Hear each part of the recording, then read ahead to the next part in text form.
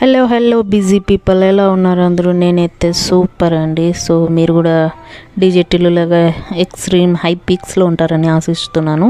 So ఈరోజు వచ్చేసి carrot rice అనమాట. మనకు ముందుగా కావాల్సింది కరివేపాకు అండ్ గ్రీన్ చిల్లీస్ అండ్ తురుంబట్టిన క్యారెట్. ఇది మస్ట్ అండి, అసలు క్యారెట్ వేస్తేనే టేస్ట్ వస్తుంది. సో ఇది వచ్చేసి ఆనియన్ అండ్ లెమన్, కొన్ని మసాలా దినుసులు, so sambar powder and biryani ఆకు. ఇవన్నీ మనం బేసిక్ అన్నమాట.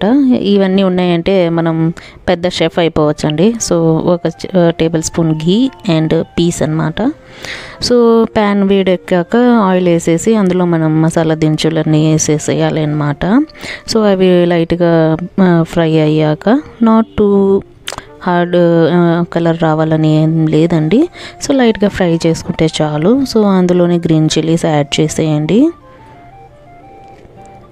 అండ్ గ్రీన్ చిల్లీస్ చిటపట్లాడుతున్నట్టే మనం కరివేపాకు వేసామంటే అది కూడా చిటపట్లాడుతూ ఉంటుంది.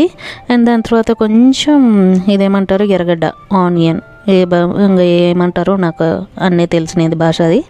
సో ఈ విధంగా అయితే ఇవి యాడ్ చేసేసి లైట్గా ఫ్రై చేసుకోవాలన్నమాట till golden brown or golden colour. Okay, so ఈ విధంగా అయితే ఇవి ఏం చేసుకొని పక్కన ఇది చేసుకుంటూ ఉండాలి. సో చూస్తున్నారా, బగబగమంటున్న ఆయిల్లో ఈ విధంగా ఇవి అయితే ఫ్రై చేసుకోవాలన్నమాట. సో అవతలలో ఈ విధంగా కాలుతుంటే ఉప్పు వేసామంటే సూపర్గా ఉంటుంది. సో జస్ట్ కిడ్డింగ్ అనమాట. సో ఇందులోనే కొంచెం క్యారెట్, తురుంబట్టిన క్యారెట్ అయితే వేసేస్తున్నాను నేను. అండ్ అవి కొంచెం ఫ్రై చేసుకోవాలి. అండ్ మీరు ఎక్కడి నుంచి నా వీడియో చూస్తున్నారు? నేను అడిగే ప్రతి వీడియోలో అడుగుతూనే ఉంటాను, but no one comment on that particular video అనమాట. సో నా ప్రయత్నం అయితే చేస్తున్నాను. అండ్ లైట్గా కొంచెం సాంబార్ పొడి కూడా వేసేయండి. సో సాంబార్ పొడి అయితే మస్ట్ అనమాట. లేకపోయినా కూడా కొనుకొచ్చుకొని చిన్న ప్యాకెట్ వేసేసేయండి.